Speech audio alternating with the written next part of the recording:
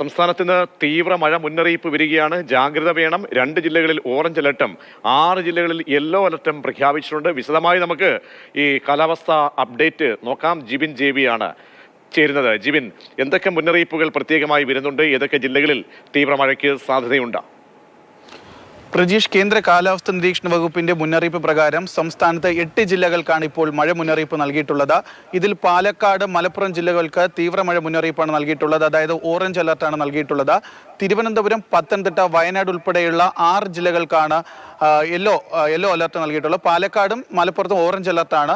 മറ്റ് 6 ജില്ലകൾക്കാണ് ഇപ്പോൾ yellow alert മുന്നറിയിപ്പ് നൽകിയിട്ടുള്ളത്. കൂടാതെ ലാനിന പ്രതിഭാസം വരുമെന്നുള്ള ഒരു സാഹചര്യം കൂടി കണക്കിലെടുത്തുകൊണ്ട് തീവ്ര മഴ സംസ്ഥാനത്ത് ഉടനീളം പെയ്യുമെന്നുള്ള ഒരു മുന്നറിയിപ്പും കൂടി നൽകിയിട്ടുണ്ട്.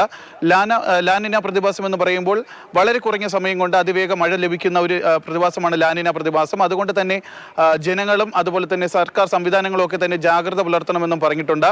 ഏറ്റവും എടുത്തു പറയേണ്ടത് വയനാടാണ്. വയനാട്ടിലും ഇപ്പോൾ യെല്ലോ അലർട്ടാണ് നൽകിയിട്ടുള്ളത്. അതായത് ശരാശരി തീവ്ര മഴ തന്നെ വയനാട്ടിൽ ലഭിക്കുമെന്ന് തന്നെ നമുക്ക് കണക്കാക്കാം. അതുകൊണ്ട് തന്നെ ഈ മഴ മുന്നറിയിപ്പുള്ള എല്ലാ പ്രദേശങ്ങളിലും, പ്രത്യേകിച്ച് എടുത്തു പറയേണ്ടത് ഓറഞ്ച് അലർട്ടുള്ള തീവ്ര മഴ പെയ്യുമെന്ന് പറഞ്ഞിട്ടുള്ള പാലക്കാട്, മലപ്പുറം ജില്ലകളിലുള്ള ആളുകളൊക്കെ തന്നെ അതിതീവ്ര ജാഗ്രത പാലിക്കണമെന്നും പറഞ്ഞിട്ടുണ്ട്. തിരുവനന്തപുരത്തേക്ക് വരികയാണെന്നുണ്ടെങ്കിൽ തിരുവനന്തപുരത്ത് യെല്ലോ അലർട്ടാണുള്ളത്.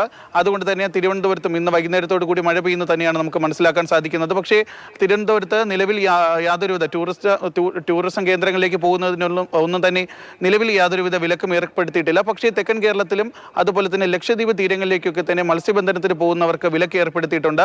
അടുത്ത കുറച്ച് ദിവസത്തേക്ക്, അതായത് ഈ ഒരു മഴ മുന്നറിയിപ്പ് ലാനിന പ്രതിഭാസമൊക്കെ ഉള്ള സാഹചര്യത്തിൽ അത്തരം മത്സ്യബന്ധനത്തിനുള്ള ഒരു വിലക്ക് മാത്രമാണ് നിലവിലുള്ളത്. പ്രജീഷ്.